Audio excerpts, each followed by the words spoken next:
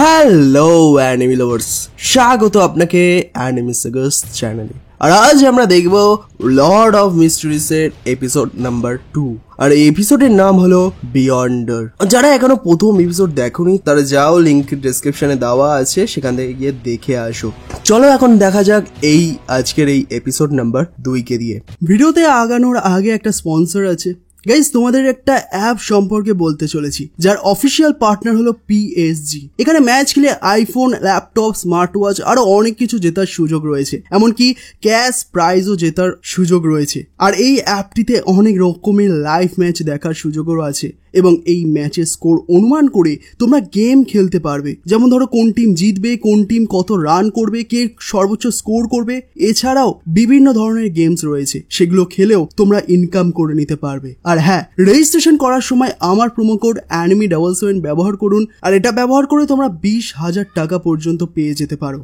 আর সেই টাকা তোমরা বিকাশ, নগদ, রকেট, পেপাল, ক্রিপ্টো এবং ব্যাংক অ্যাকাউন্টের মাধ্যমেও উইথড্রল করতে পারবে। তাহলে আর দেরি কিসের? পিন কমেন্টের সঙ্গে আমার প্রোমো কোড রয়েছে, সেখানে সাইন আপ করো আর জিতে যাও ক্র্যাশ প্রাইজ। চলো ভিডিওটা শুরু করা যাক। তো গত এপিসোডে আমরা দেখেছি যে ডান স্পিড এসে ক্লায়েন্টকে জানায় যে অ্যান্টিগোনাস পরিবারের বইটা এখনো হারিয়ে আছে আর ক্লায়েন্ট এখন প্রবল ঝুঁকিতে আছে। তাই ডান থেকে প্রস্তাব দেয় যে তুমি আমাদের সাথে যোগ দাও, একজন বিয়ন্ডার হয়ে যাও। পরের দিন ক্লায়েন্ট ডান স্মিথের দেওয়া অ্যাড্রেসে যায়। জায়গাটার নাম হলো হাউন্ড পাব।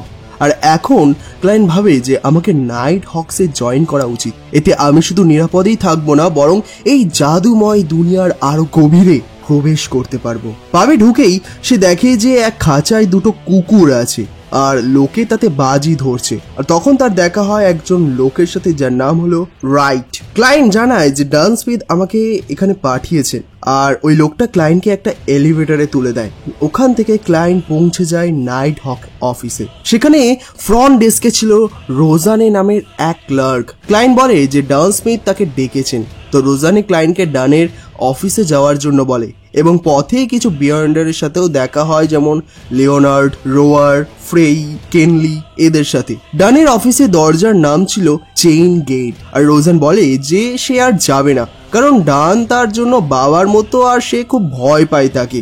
অবশেষে ক্লায়েন্ট ডানের মুখোমুখি হয় আর ডান তাকে একটা পেপারে সাইন করতে পারে, যেটা ছিল স্পেশাল অপারেশন ডিপার্টমেন্ট আউ কান্ট্রি পুলিশের 7th ইউনিট। ক্লায়েন্ট অবাক হয়ে যায় যে তাহলে আপনি তো ব্ল্যাকথর্ন সিকিউরিটি কোম্পানিতে কাজ করেন না? তো ডান হাসে আর বলে যে ওটা তো শুধু একটা ছদ্মনাম, আসলে তারা চার্চ অফ এভারনাইট গডেসের হয়ে কাজ করে। সুপার ন্যাচারাল ক্রাইম হলেই এনারাই সমাধান করতে যায়। তাদের নামই হলো নাইট হকস। আর এখন থেকে ক্লায়েন্টও তাদের একজন। তাই সে বলে যে তাহলে এখন থেকে আমি আপনাকে ক্যাপ্টেন বলেই ডাকবো।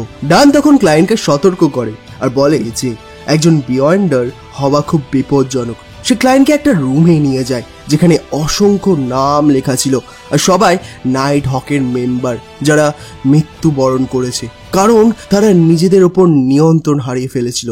আর এরপর ডান জিজ্ঞাসা করে যে তুমি মিথ অফ ক্রিয়েশন সম্পর্কে কতটা জানো? তো ক্লায়েন্ট বলে যে সৃষ্টিকর্তা প্রথমে নিজেই জন্ম নেয় আর তার আলো সৃষ্টি করে পুরো জগৎ তৈরি করে। এক চোখ থেকে সূর্য আর অন্য চোখ থেকে লাল চাঁদ, আর তার শরীর থেকে এই পৃথিবী আর সব তারা থাকে। তো ডান বলে যে এই কাহিনী তো আমরা সবাই জানি, কিন্তু বাস্তবে মানুষ কিছু রহস্যময় উপাদান মিশিয়ে পোর্শন তৈরি করে, যেগুলো পান করলেই পাওয়া যায় পাথওয়েসের পাওয়ার। আর ক্লায়েন্ট ভাবে যে এই পাথওয়ে কথাটা তো গ্রে ফগের সেই লোকটাও বলেছিল যে মোট 22টা পাথওয়েস আছে। তো ডান জানায় যে তাদের কাছে মোট 4টি সিকোয়েন্স 9 এর পোর্শন আছে। স্লিপলেস যেটা dark pathway, crops the collector যেটা ডেথ পাথওয়ে। আর ডান স্মিথ জানায় যে তাদের হাতে আরো দুটো পাথওয়েসের পোর্শনও রয়েছে, যেটা ছিল মিস্ট্রি প্রিয়ার যেটা হারমিট পাথওয়েসের আর শিয়ার ফুল পাথওয়েসে। তো ডান বলে যে যদি ক্লায়েন্ট প্রথম দুইটি অর্থাৎ স্লিপলেস আর ক্রপস কালেক্টর বেছে নেয় তবে সে সরাসরি লড়াই করার ক্ষমতা পাবে, কিন্তু বাকি দুটোই এমন ফিজিক্যাল পাওয়ার পাওয়া যায় না। তবে শিয়ার পোর্শন তাদের কাছে মাত্র একটাই রয়েছে। ডান এরপর ক্লায়েন্টকে পাঠায় ওল্ড নীলের কাছে, যে তাকে ঠিকমতো গাইড করবে কোন পাথওয়েসটাকে তার জন্য সঠিক হবে সেটা ঠিক করতে। তো ক্লায়েন্ট রাস্তায় ভাবতে থাকে যে আমি যেটাই আছি না কেন আসল উদ্দেশ্য হলো এই রহস্যময় দুনিয়া সম্পর্কে বেশি করে জ্ঞান অর্জন করা। আর স্লিপলেস আর ক্রপস কালেক্টর তো নামেই ভয়ঙ্কর, তাই ওইগুলো বাদ। আর এখন বাকি থাকে মিস্ট্রি প্লেয়ার আর শেয়ার। আর অবশেষে সে পৌঁছে যায় অ্যালচিমেনি রুমে। আর ওখানে তার দেখা হয় ওল্ড নীলের সাথে, যে নিজেও একজন মিস্ট্রি প্লেয়ার অর্থাৎ সিকোয়েন্স 9 একজন বিয়ন্ডার। নীল বলে যে আরাম করে ঠিক করো কি নেবে, আগে আমার সাথে বইগুলো গুছিয়ে ফেলো। আর এই সময় নীল ক্লায়েন্টকে বলে যে আমার কাছে এম্পারার রোজেলের একটা ডায়েরি আছে, কিন্তু এই ভাষাটা এত অজানা যে 150 বছরে কেউই বুঝে উঠতে পারেনি। সে ক্লায়েন্টকে কিছু পাতা দেখায় আর ক্লায়েন্ট দেখে যে এটা তো চাইনিজ। সে সহজেই পড়তে পারে কারণ সে নিজে চীন থেকে এসেছে। আর এটাই নিশ্চিত হয় যে এম্পারার রোজেলও ছিল অন্য এক জগৎ থেকে, হয়তো ক্লায়েন্টের মতোই চীন থেকে এসেছে এই দুনিয়ায়। তো রোজেল তার ডায়েরিতে লেখে যে পোর্শনের পাওয়ারকে মাস্টার করতে গেলে তার নাম অনুসারে এক ধরনের অভিনয় করতে হয়। পোর্শনের নাম শুধু নামই নয়, বরং সেটাকে নিজের মধ্যে ধারণ করার উপায়। রোজেল আরো লেখে যে আমি ভুল করে ভুল পাথওয়েজ বেছে নিয়েছিলাম, আমার উচিত ছিল অ্যাপ্রেন্টিস বা শেয়ার বেছে নেওয়া, আর ওগুলো সবচেয়ে ভালো চয়েস। আর এই কথা পড়ে ক্লায়েন্ট ভাবে যে তাহলে রোজেল যেটা বলছে শেয়ারই সবচেয়ে ভালো। তো ওল্ড নীল তখন বলে যে একবার পোর্শন খেলে তুমি ওই পাথওয়েসেই আটকে যাবে, কিন্তু আজীবনের জন্য। ভুল করে আর ফিরে আসা যাবে না বা পাথওয়েস চেঞ্জ করতে পারবে না। তো ক্লায়েন্ট জবাব দেয় যে আমি জানি আমি কি করছি, আমি শেয়ারই বেছে নিচ্ছি। আর নীল বিভিন্ন উপাদান মিশিয়ে একটা শেয়ার পোর্শন তৈরি করে ক্লায়েন্টের সামনে রেখে দেয়। তো ক্লায়েন্ট জিজ্ঞাসা করে যে এইটাকে সরাসরি খেয়ে ফেলবো? তো নীল হেসে বলে যে না না, আগে একটু নাচ গান করে নি। হারা সে মজা করছিল আর বলে যে ভয়ের কিছুই নেই। আর ক্লায়েন্ট পোর্শনটা খেয়ে ফেলে আর তার রক্তে মিশে যেতে থাকে, তার মাথা ঘোরানো শুরু করে দেয়। আর নীল বলে যে এটা স্বাভাবিক, এখন এমন কিছু কল্পনা করো যেটা এই দুনিয়ায় পাওয়া যায়। তো ক্লায়েন্ট ভাবে একটা টুপি। তো নীল বলে যে ভালো করেছো, এবার এমন কিছু কল্পনা করো যেটা এই দুনিয়াতে পাওয়া যায় না বা এই দুনিয়াতে কোনো এক্সিস্টেন্সই নেই। আর তখন ক্লায়েন্ট ভাবেই যে একটা নিউক্লিয়ার মিসাইলের কথা, আর তারপর একটা এরোপ্লেন, তারপর অ্যাস্ট্রোনট। নীল বলে যে তোমার মনকে নিয়ন্ত্রণে আনো। ক্লায়েন্ট ধীরে ধীরে চোখ খুলে ফেলে এবং সে একজন বিয়ন্ডার হয়ে যায় সিকোয়েন্স 9 দ্য শেয়ার। কিন্তু আশেপাশে সবকিছু এখন যেন রঙিন হয়ে যায়, হ্যালোসিনেশনের টাইপ দেখাচ্ছিল তার চারপাশে। নীল বলে যে এটা তো স্পিরিট ভিশন, তুমি এখন মানুষের অরা দেখতে পাবে, তাদের স্বাস্থ্যও বুঝতে পারবে। ক্লায়েন্ট দেখতে পায় যে নীলের পেছনে দুটো চোখ ভেসে আছে। তো নীল বলে যে ওগুলো চিন্তা করো না। তারপর ক্লায়েন্ট দেখতে পায় যে একটা আত্মার মতো কিছু জিনিস যা হঠাৎ করেই উধাও হয়ে যায়, আর তারপর শুরু হয় তার মাথা ব্যথা। তো নীল বলে যে পাওয়ার বেশি ব্যবহার করলে এমনটা হয়, আর তার মাথা ঘুরতেও পারে। আর লেনার্ড তো যখন পোর্শন খেয়েছিল তখন বিয়ন্ডার হয়ে যাওয়ার পর সে তো সিঁড়ি থেকে একদম পিছলে পড়ে গিয়েছিল, আর ও নিজের কপালে ডাবল ট্যাপ করে স্পিরিট ভিশন চালু বা বন্ধ করতে পারে। আর ক্লায়েন্টও তাই করে, তার চোখ আবার স্বাভাবিক হয়ে যায়। নীল বলে যে স্পিরিট ভিশন ছাড়াও আমার আরো অনেক ম্যাজিক আছে দেখাবার মতো, কিন্তু আজকের ক্লাস এখানেই শেষ। আর যাওয়ার আগে সে ক্লায়েন্টকে কিছু ডেমন হান্টিং বুলেট দিয়ে দেয়। আর এরপর ক্লায়েন্ট যায় ডানের কাছে। ডান জানায় যে বিয়ন্ডারদের দুনিয়ায় অনেক বেশি বিপজ্জনক, তাই এখনই বেশি উকিঝুঁকি না নিয়ে সে আগে এখানে একজন কিরানের মতো কাজ করবে। স্যালারি সপ্তাহে 3 পাউন্ড। ডান তাকে 1 মাসের অ্যাডভান্সও দিয়ে দেয়।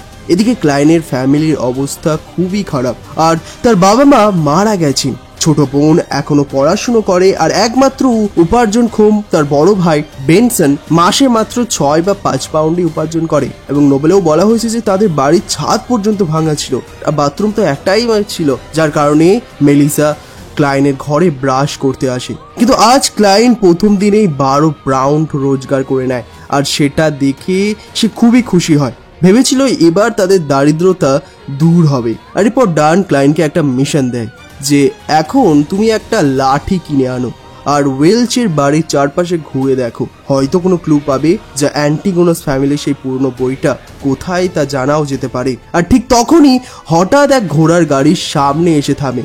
ভেতরে বসেছিল লেনার্ড, আর সে ক্লায়েন্টকে বলে যে চলো একটা কিডন্যাপ কেসে যাচ্ছি আমরা। তো এলিওয়েট নামের একটা ছোট্ট ছেলেকে আজ সকালে কেউ তুলে নিয়ে গেছে। ক্লায়েন্ট বলে যে কিন্তু আমরা তো সুপার ন্যাচারাল ক্রেজ দেখি, তাই না? তো লেনার্ড হেসে বলে যে বাইরে থেকে আমরা এক সিকিউরিটি কোম্পানির মতোই কাজ করি, তো এই ক্লায়েন্ট আমাদের রেগুলার, আর একবার তো আমরা ওর বিড়ালটাকে উদ্ধার করে দিয়েছিলাম। আর এরপর সে ক্লায়েন্টকে ওই ছেলেটার কিছু জামা কাপড় দেয় যাতে ক্লায়েন্ট তার লোকেশন ট্র্যাক করতে পারে।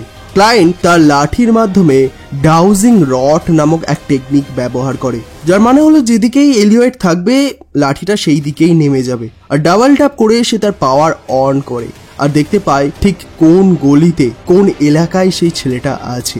আর তারা এক বাড়ির সামনে পৌঁছায়। ক্লায়েন্ট দরজা থেকেই দেখে ফেলে যে ভেতরে 2 জন কিডন্যাপার আর ওই বাচ্চাটা রয়েছে। লেনার্ড বলে যে তুমি তো দারুণ কাজ করেছো।